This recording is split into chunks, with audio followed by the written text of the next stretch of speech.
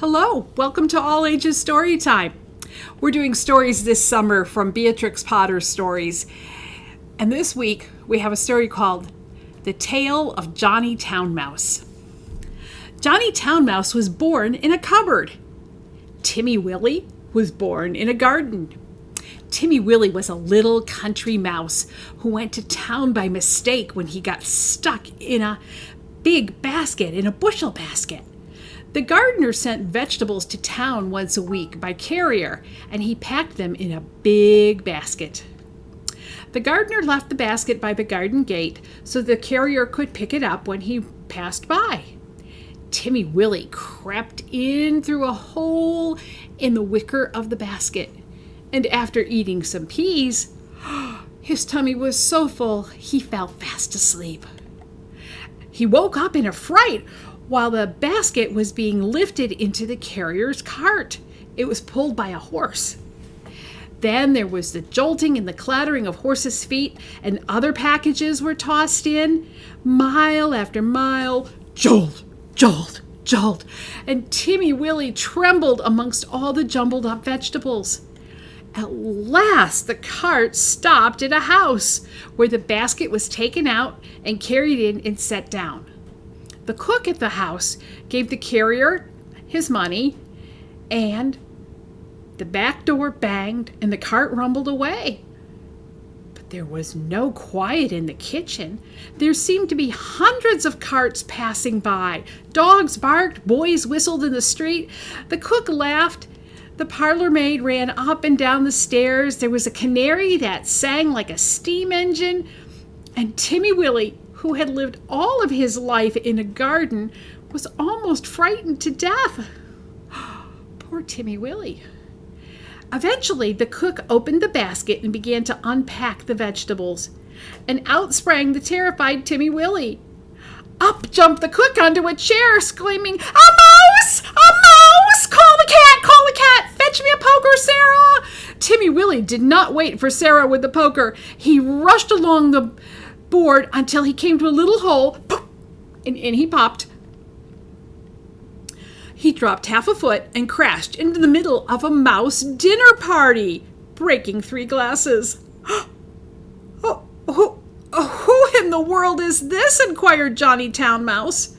But after the first exclamation of surprise, he instantly recovered his manners. With the utmost politeness, he introduced TImmy WIllie to 9 other mice, all with long tails and white neckties. TImmy WIllie's own tail was short and insignificant. Johnny Town Mouse and his friends noticed it, but they were too well bred to make personal remarks. Only one of them asked TImmy WIllie if he had ever been in a mousetrap. The dinner was 8 courses of food. Maybe not fancy, but truly elegant. All of the dishes were unknown to TImmy WIllie, who would have been a little afraid to test them, only he was very, very hungry, very, very anxious, and he really wanted to behave with the best company manners he had. The continual noise from upstairs made him very nervous. So nervous that he dropped a plate. "Oh, never mind, they don't belong to us," said Johnny Town Mouse. "Why don't those youngsters come back with dessert?" Now, it should be explained that 2 young mice who were waiting on the others went skirmishing upstairs in the kitchen between courses. Several times they had come tumbling in, squeaking and laughing. TImmy WIllie learned with horror that they were being chased by the cat. His appetite failed. He felt faint. "Try some jelly?" asked Johnny Town Mouse. "No." "Would you rather go to bed? I will show you the most comfortable sofa pillow." The sofa pillow had a hole in it, and Johnny Town Mouse quite honestly recommended it as the best bed, kept exclusively for visitors. But the sofa smelled of cat, and TImmy WIllie preferred to spend a miserable night under the heater vent. It was the same the next day. An excellent breakfast was provided. Well, provided for mice who were accustomed to eat bacon, but TImmy WIllie had only ever eaten roots and salad. Johnny Town Mouse and his friends made all sorts of noise running around under the floors, and they ran in and out all over the house in the evening. One particular loud crash had been caused by Sarah falling down the stairs with the tea tray because she was scared by the mice. TImmy WIllie longed to be at home in his peaceful nest in a sunny bank. The food disagreed with him. The noise kept him from sleeping. And in a few days, he had gotten so thin that Johnny Town Mouse noticed it and asked him how he was.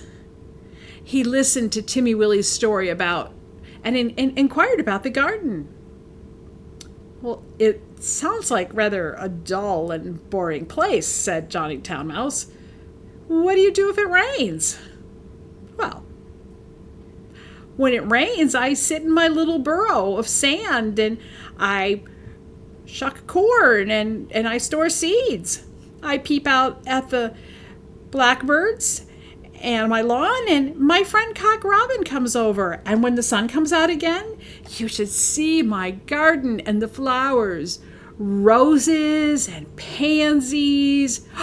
No noise, only the sounds of birds and bees and the lambs in the meadow."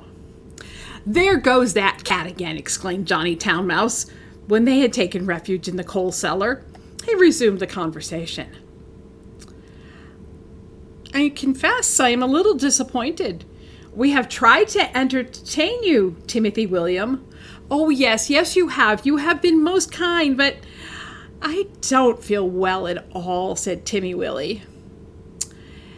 "It may be that your teeth and your digestion are unaccustomed to our food. Perhaps it might be wiser for you to return in the basket." Oh, I can do that?" asked TImmy WIllie. "Why, of course. We could have sent you back last week," said Johnny rather huffily. "Did you not know that the basket goes back and forth on Saturdays?" Well, relieved with this information, TImmy WIllie said goodbye to his new friends and hid in the basket with a crumb of cake and a withered cabbage leaf. And after much jolting and jostling on the cart, he was set down safely again at his own gardens. Sometimes on Saturdays, he went to look at the basket laying by the gate, but he knew better now than to get in it ever again. And nobody got out, though Johnny Town Mouse had half promised to visit. The winter came and went. The sun came out again in the spring, and TImmy WIllie sat by his burrow warming his little fur coat and sniffing the smell of violets and spring grass. He had nearly forgotten his visit to town when up the sandy path, all spick and span, came a brown leather bag carried by Johnny Town Mouse. TImmy WIllie received him with open arms. "You have come at the best time of year. We will have herb pudding and sit in the sun." "It's a little damp," said Johnny Town Mouse, who was carrying his tail under his arm to keep it out of the mud. "What's that fearful noise?" he said. "That?" said TImmy WIllie. "Oh, that's just the cow. I will go ask her for a little milk. Cows are quite harmless unless they happen to lie down on you. How are all of your friends?" Well, Johnny's account was rather middling. He explained that why he was paying his visit so early in the season. The family had gone to the seaside for spring break, and the cook was doing spring cleaning with particular instructions to clean out the mice.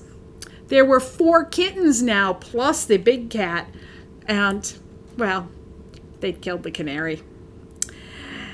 "They say we did it, but I know better," said Johnny Town Mouse. "Whatever is that fearful racket?" That's just a lawnmower." "I'll go get some fresh grass clippings to make you a bed. I'm sure you had better settle into the country, Johnny." Well, we'll see by Tuesday next week. The basket is stopped while they are at the seaside." "I'm sure you will never want to live in town again," said TImmy WIllie. But Johnny Town Mouse did. He went back the very next time the basket was filled with vegetables. He said it was way too quiet in the country. One place suits one person, another suits another. For my part, I prefer to live in the country like TImmy WIllie. See you next week for story time. Bye.